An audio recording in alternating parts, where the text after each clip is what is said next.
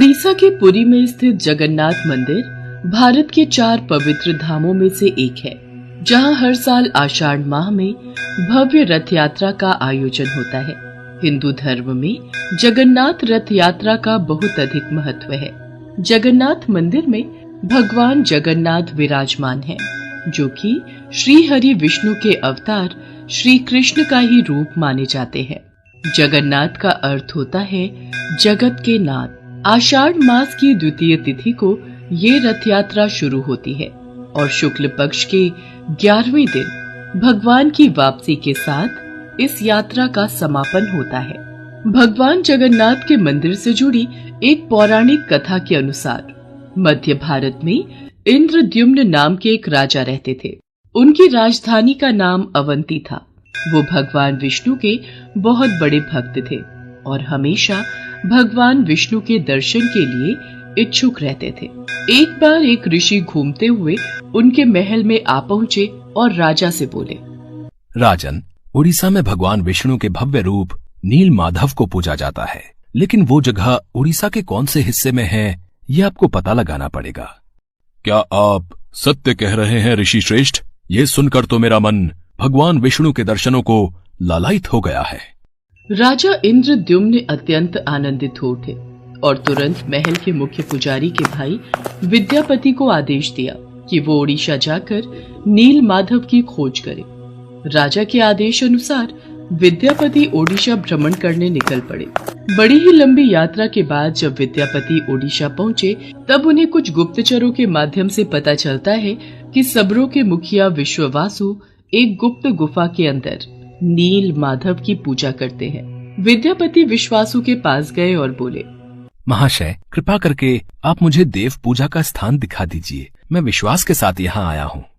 नहीं नहीं, मैं तुम्हें उस स्थान पर नहीं ले जा सकता, मुझे माफ करो। अब मैं क्या करूं? यदि ऐसे ही वापस गया तो महाराज को क्या जवाब दूंगा? मुझे कोई और रास्ता ढूंढना होगा। विद्यापति उसी गांव में रुक गया। कुछ ही दिनों में विद्यापति को विश्ववासु की बेटी ललिता से प्यार हो गया और दोनों ने शादी भी कर ली।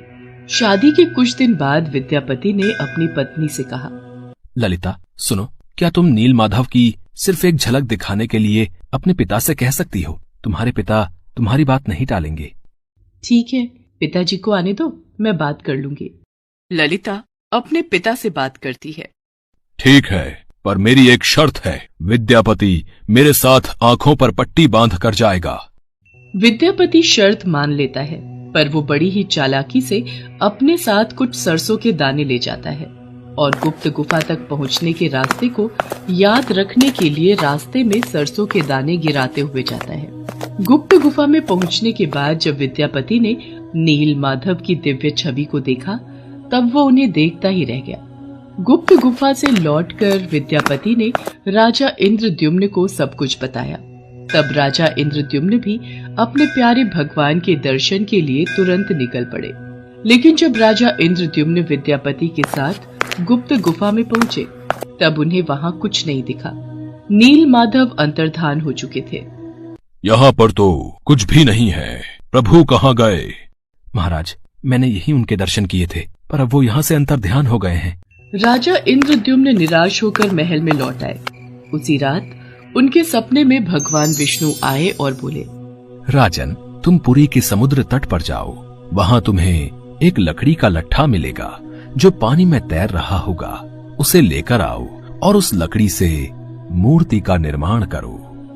राजा इंद्रद्युम्न ने इस संदेश का पालन किया और वो पुरी के समुद्र तट पर पहुंच गए और वहां उन्हें सचमुच एक लकड़ी का लट्ठा पानी में तैरता हुआ दिखाई दिया। लेकिन राजा इंद्रद्युम्न के सेवकों के लाख कोशिशों के बावजूद भी कोई उस लकड़ी के लट्ठे को उठा नहीं पा रहा था। अंत में कबीले के सरदार विश्ववासु की सहायता से उस लकड़ी के लट्ठे को महल में लाया गया, परंतु उस लकड़ी के लट्ठे से कोई भी कारीगर नील माधव की छवि तराश नहीं पा रहे थे। महाराज, हमारे लिए ये कार्य करना असंभव है। हम इस लकड़ी के लट्ठे से कोई भी मूर्ति नहीं तराश पा रहे हैं। हमें क्षमा कीजिए। जब इस काम को करना नामुमकिन हो गया, तब भगवान विष्णु ने फिर से राजा के सपने में दर्शन दिए और कहा, राजन, तुम देवताओं के शिल्पकार विश्वकर्मा की आराधना करो। वो इस कार्य को अवश्य पूरा करेंगे। भगवान विष्णु के कहने पर राजा इंद्रद्युम्न ने देवताओं के शिल्पकार श्री विश्वकर्मा से प्रार्थना की। तब वो सबके समक्ष एक बूढ़े बढ़ई के रूप में प्रकट हुए और राजा इंद्रद्युम्न से बोले, राजन, मैं आपको विश्वास दिलाता हूँ कि मैं कुछ ही दिनों में तराश कर मूर्तियां तैयार कर दूंगा, लेकिन मेरी कुछ शर्तें हैं। जी प्रभु बोलिए, मुझे आपकी सारी शर्तें मंजूर हैं। मैं भगवान श्री विष्णु की मूर्ति को 21 दिनों में बनाकर तैयार कर दूंगा, पर मैं ये कार्य अकेले में एक बंद कक्ष में रहकर करूंगा। अगर किसी ने भी मेरा कार्य पूरा होने से पहले कक्ष के द्वार को खोला तो मैं कार्य को अधूरा छोड़कर चला जाऊंगा। मुझे आपकी सारी शर्तें मंजूर हैं। कृपा करके आप कार्य को आरंभ कीजिए। और फिर भगवान विश्वकर्मा ने कक्ष के द्वार बंद कर लिए और अपने कार्य में लग गए। लोगों को उस कमरे से सिर्फ आरी, छेनी और हथौड़ी इत्यादि की आवाजें सुनाई देती थी। लेकिन 15 दिनों बाद जब रानी गुंडिचा को कमरे से कोई भी आवाज सुनाई नहीं दी, तब वो घबरा गई और राजा इंद्रद्युम्न से बोली, महाराज, जिस कक्ष में मूर्ति बनाने का कार्य चल रहा है वहाँ से कोई भी आवाज नहीं आ रही है। कहीं वह बूढ़ा कारीगर भूख प्यास के कारण मर तो नहीं गया? आप एक बार कक्ष को खोलकर देख तो लीजिए, कहीं हमारे सिर कोई पाप न लग जाए। पर महारानी, हमें उन्होंने यही शर्त रखी थी कि 21 दिन से पहले उस कक्ष का द्वार न खोला जाए। कहीं कोई अनहोनी हो गई तो? महाराज, ऐसे भी तो हम चिंता में हैं। कक्ष को खोले बिना कुछ पता नहीं चलेगा। रानी गुंडिचा ने राजा इंद्रद्युम्न से कक्ष का द्वार खोलने की जिद की। आखिर में कक्ष के द्वार को खोला गया और राजा इंद्रद्युम्न के ऐसा करते ही वो बूढ़ा कारीगर बने भगवान विश्वकर्मा गायब हो गए और अपने पीछे आधी बनी 3 मूर्ति छोड़ गए। राजा इंद्रद्युम्न को इस बात से बहुत दुख पहुंचता है कि उन्होंने विश्वकर्मा की बात को नहीं माना और शर्त के नियम तोड़ दिए। इसी कारण प्रभु जगन्नाथ के हाथ और पांव आधे बने हुए हैं। राजा इंद्रद्युम्न ने उसी रूप में उन मूर्तियों की स्थापना की जो आज जगन्नाथ मंदिर के नाम से प्रसिद्ध है, जहां श्री कृष्ण भगवान जगन्नाथ के रूप में बड़े भाई बलराम और छोटी बहन सुभद्रा के साथ विराजमान है। प्रभु जगन्नाथ को भी बुखार होता है, उनको भी दवाई दी जाती है। कभी कभी वो ठीक हो जाते हैं, पर कभी कभी नहीं। उनका पुनर्जन्म होता है जिसे नव कलेवर कहा जाता है, जो हर 8 साल, 12 साल और 19 साल में एक बार होता है।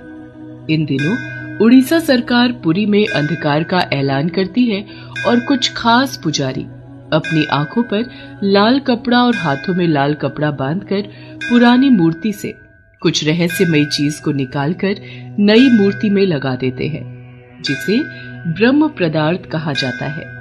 ब्रह्म जो जीवन का प्रमाण देता है। जैसे प्रत्येक मनुष्य के शरीर में आत्मा होती है, उसी प्रकार प्रभु जगन्नाथ के शरीर में ब्रह्म या परमात्मा रहते हैं।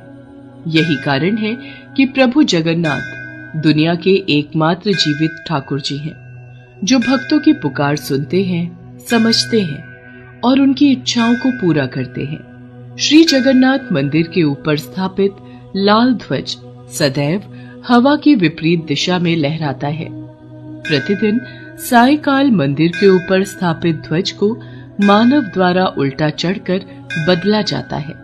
कहा जाता है कि जब श्री कृष्ण की मृत्यु हुई थी, तब एक बहेलिये ने ही उनका अंतिम संस्कार किया था, लेकिन उस वक्त श्री कृष्ण का दिल आग में जला नहीं था, जिस वजह से बहेलिये ने उस हृदय को लकड़ी के गुच्छे में बांधकर समुद्र में प्रवाहित कर दिया था, जो फिर बहते बहते पुरी के समुद्र तट पर पहुंचा और वहां से फिर राजा इंद्रद्युम्न ने उसे प्राप्त कर प्रभु जगन्नाथ की मूर्ति का निर्माण करवाया।